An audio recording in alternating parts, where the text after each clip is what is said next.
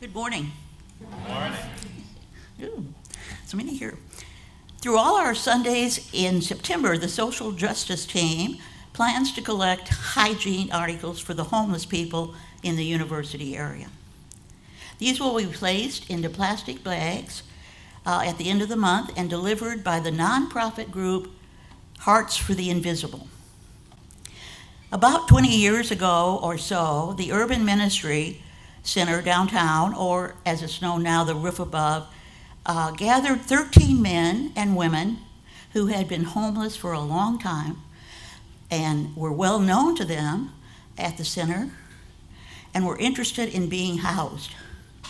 13 of us from the UU Church of Charlotte joined those 13 men and women to befriend them so that as they could adjust to their apartment living. They were managed by a social worker, Joanne, and I became friends with a woman for 15 years.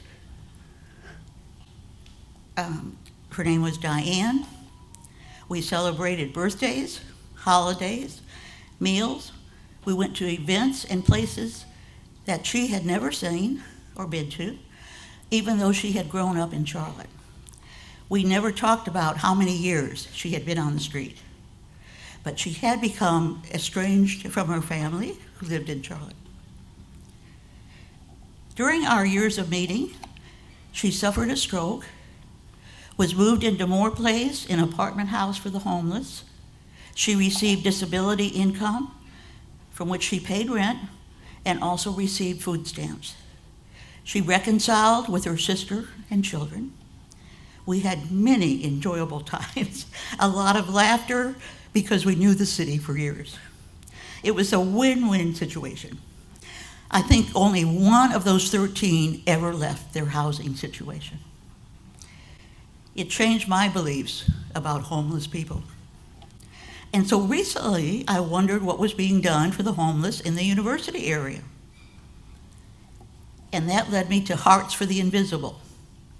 This, I believe, was formed in about 2018, so it's a fairly new agency, nonprofit agency, and they provide outreach for individuals experiencing unsheltered homelessness, and that is for people that are living in the woods, in tents,